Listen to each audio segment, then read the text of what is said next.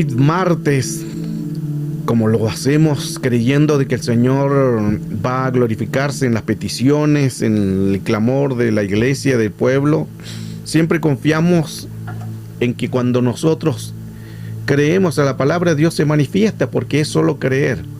Al creer, tenemos que tener una convicción y una seguridad de que el Señor nos va a bendecir. Hoy el tema es sobre la intercesión, sobre el orar, sobre el clamar. Hemos hablado en nuestras clases también diferentes posiciones de orar, porque a veces nosotros caemos hasta un legalismo, hasta un misticismo, hasta religiosidades, porque muchos piensan que solamente se tienen que arrodillar o tirar al suelo. Hay diferentes tipos de posiciones según la manera en que lo haga. Lo importante es que está de adentro. El Señor no nos dijo tienes que arrodillarte, tienes que tirarte al suelo. No nos dijo una manera, solo nos enseñó la oración, cómo tenemos que hacerla y cómo desarrollar una oración. Pero jamás el Señor nos dijo tienen que orar de rodillas. Son maneras que uno lo puede hacer, todas también. ¿Por qué es importante esto hablarlo? Porque a veces también se cometen como mucho misticismo en estas áreas. Aún de la Escritura dice que en los lechos estará su presencia. Por ejemplo, a las 3, 4 de la madrugada, que te puedas despertar ya el hecho de orar ahí en tu cama, ahí igual está el Señor. No quiere decir que tengas que salir de la cama o pasar ese frío. No, ahí estamos haciendo el sacrificio del cuerpo, pero es importante entender que como sea que lo hagamos, tiene que ser con un corazón sincero. Hay posiciones de pie, posiciones de batalla, posiciones de guerra, de tomar autoridad, tomar posesión. Son diferentes puntos de orar. Otras están de rodillas, que es una humillación, una sujeción, pero todo eso al final se vuelve una oración. Postrado, posición de reverencia, adoración. Todo esto es adoración. Lo importante es que hagamos como dice Jeremías 33:3. Clama a mí y yo te responderé. No dice clama a mí de rodillas, clama a mí de pie, clama a mí postrado, clama a mí de rodilla o cualquier área. Dice solamente clama a mí. Qué importante este detalle, porque en esta área nosotros tenemos que entender que es solamente clamar. No hay una posición que Jesús lo enseñó, ni tampoco lo tenemos en el Antiguo Testamento, que es hacer algo. Todas son diferentes posiciones. A veces la gente se postraba ante Dios en señal de reverencia, de humillación, pero eso no quiere decir que la oración tenga que ser así. ¿Por qué se postraban? Y de ahí donde quizás viene la parte de orar de rodillas, porque antiguamente la gente se postraba para adorar a Dios. Venía el ángel de Jehová y se postraban de rodillas.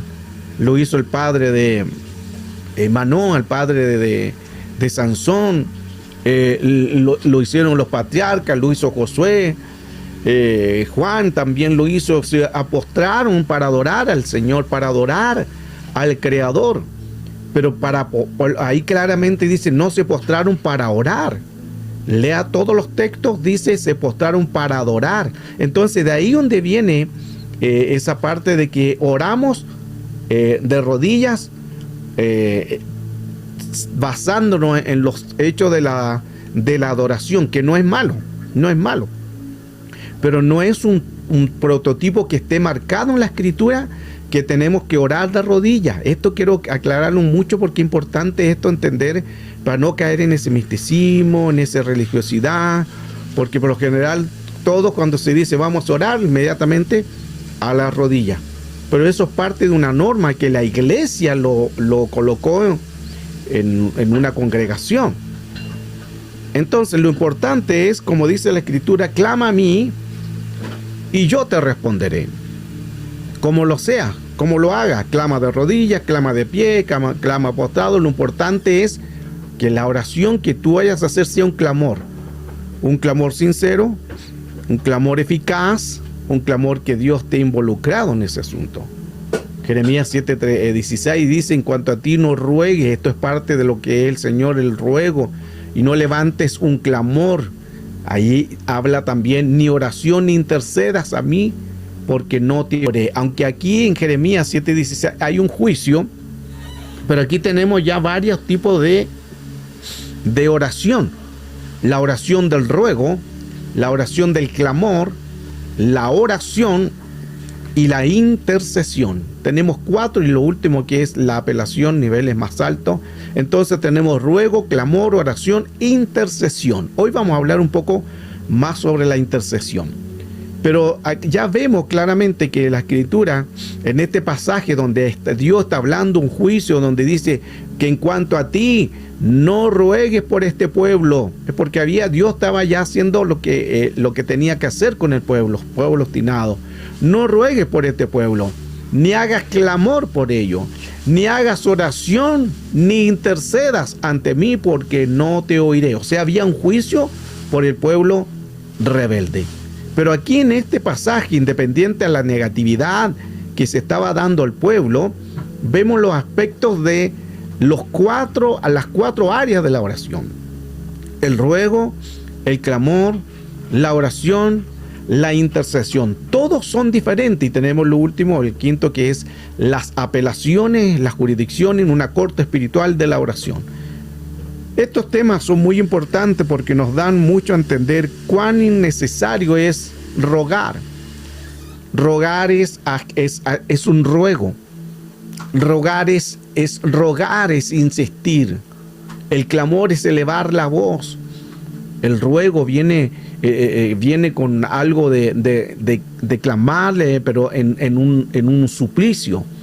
El clamor, hay lágrimas, clamamos, lloramos, gemimos. Ruego, clamor, gemir, oración, intercesión, cada uno es diferente. Cuando hablamos también de la intercesión, hay gemidos que ni Satanás puede entender, porque son gemidos con una lengua diferente, que no son verbales, sino van al mundo espiritual. Cuando oramos es donde se abren los portales, los de Surá. Entramos en las dimensiones sobrenaturales y entramos en esos portales donde Dios se manifiesta, su gloria y su manifestación. La idea de la imaginación es llevarlo a la realidad de la oración. Cuando oramos, algo pasa en el aire, algo sucede, nada cambia, todo cambia. Pero cuando no oramos, nada cambia. Pero cuando oramos, todo tiene que cambiar. ¿Por qué? Porque la oración es donde se producen los ambientes, las atmósferas, los espíritus. Por eso es importante orar y clamar como sea. Ya vimos ya que hay diferentes posiciones, no solamente tirarse al suelo de rodillas, hay diferentes posiciones. En Pentecostés estaban sentados y cayó el Espíritu Santo, vino y descendió sobre ellos. Entonces no es una forma en que nosotros tenemos que hacer para recibir algo, solo es creer. En Pentecostés ellos creyeron, eran más de 500 personas y quedan al final 120, y esas 120 creyeron y esperaron la promesa del Espíritu Santo. Es importante entender el clamor, la oración. En la intercesión viene como Apocalipsis 5:8, donde dice: cuando tomó el libro, los 4 seres vivientes y los 24 ancianos se postraron delante del Cordero. Cada uno tenía arpas y con copas de oro llenas de incienso, que son las oraciones de los santos. Esto es cuando oramos, cuando clamamos, cuando intercedemos.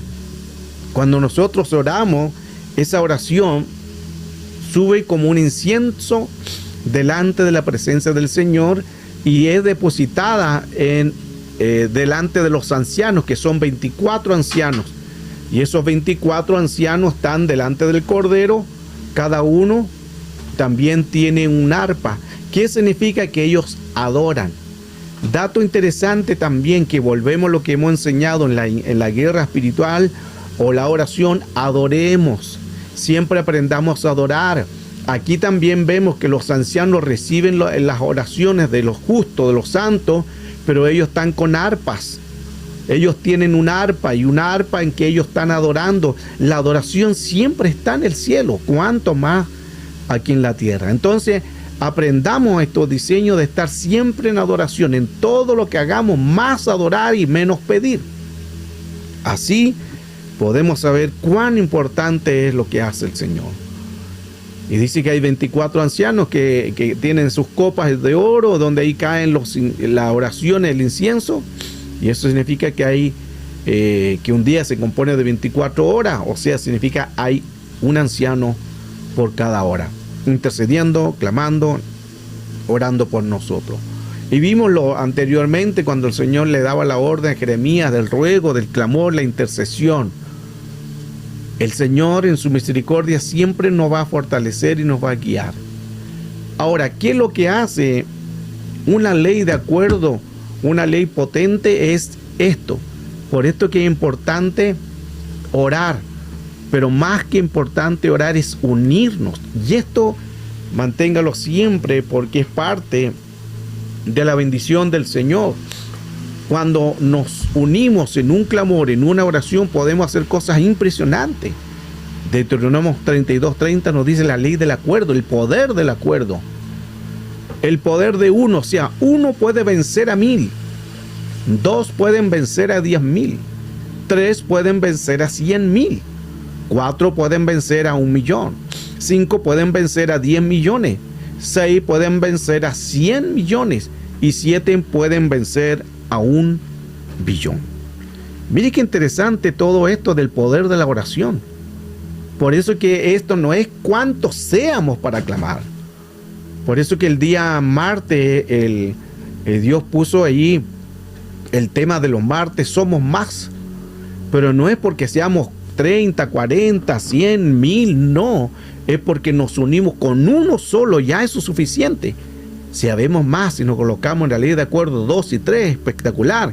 Si nos unimos más, mayor es la victoria. Solo uno vence a 1000, a 10,000 después, a 100,000, a 1,000,000, a 10 millones, a 100 millones y 7 vencen a 1,000,000,000. Esto es extraordinario porque importante entender en que todo lo que es la palabra del Señor nos ayuda a entender que cada vez que nosotros nos unimos, podemos ver el reino de Dios involucrado en todo lo que hacemos. El unirnos nos ayuda mucho a poder saber cuán necesario es orar con inteligencia y con sabiduría. Esta ley del acuerdo nos ayuda mucho a poder entender que el Señor quiere moverse, quiere ayudarnos, pero nosotros necesitamos entender que la forma es uniéndonos, pero en un clamor sincero. Esta es la ley del acuerdo. Este texto es muy bonito. Anótelo usted ahí en su agenda. Puede Dios moverse en su misericordia por nosotros cuando clamamos. Este pasaje de Deuteronomio, en el capítulo 32, verso 30, nos ayuda mucho a poder saber en qué es la unidad. Por eso que cuando nosotros, uno que ore con efectividad creyendo, puede vencer a 1000 espíritus, a 1000 demonios. Los dos que se acuerden pueden vencer a 10,000 espíritus. Imagínense si nos unimos todos, si la iglesia aprendiera el potencial. Y cuando habla de unirse es todo en un clamor. Nada que hoy en día cuando oramos todos oran por diferentes situaciones, que no es malo, pero a veces no, la ley del acuerdo a veces como que está lejos y a veces Dios opera por misericordia, porque la oración tendría que ser específica. Orar según lo que haya la necesidad o según lo que se esté pidiendo, para que así pueda ser con efectividad. La oración es un arma muy poderosa. Y esto es lo que puede hacer la oración.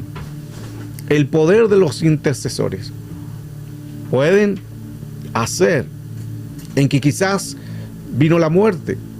A lo mejor esa persona vino la muerte sobre esa persona, pero a través del poder de la oración ese cuerpo tiene que volver. ¿Por qué? Porque vamos en contra de lo que Dios quiere manifestarse. Esto cuando es la voluntad de Dios.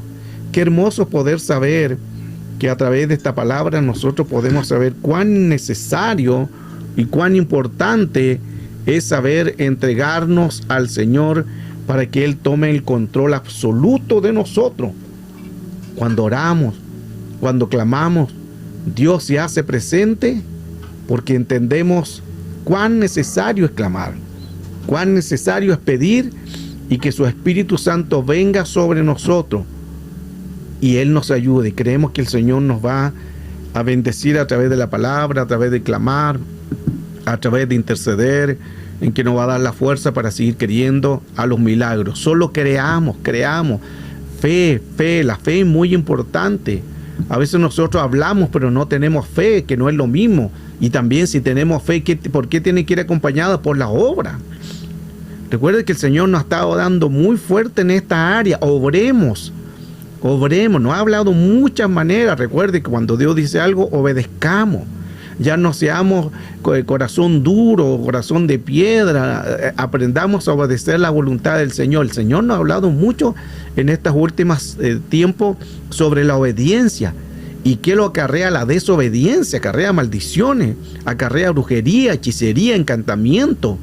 Todo eso porque es rebeldía, porque es desobediencia. Todo eso tenemos que dejarlo y entender que es tan fácil obedecer. Pero como somos tan tercos, tan obstinados, el Señor nos dice y nosotros somos lo contrario. Y el Señor le dijo a Adán y la mujer, come de todo, pero hay un árbol que no tienes que comer. Y ellos se tiraron de cabeza a comer de ese árbol. Y comieron lo que no tendrían que comer.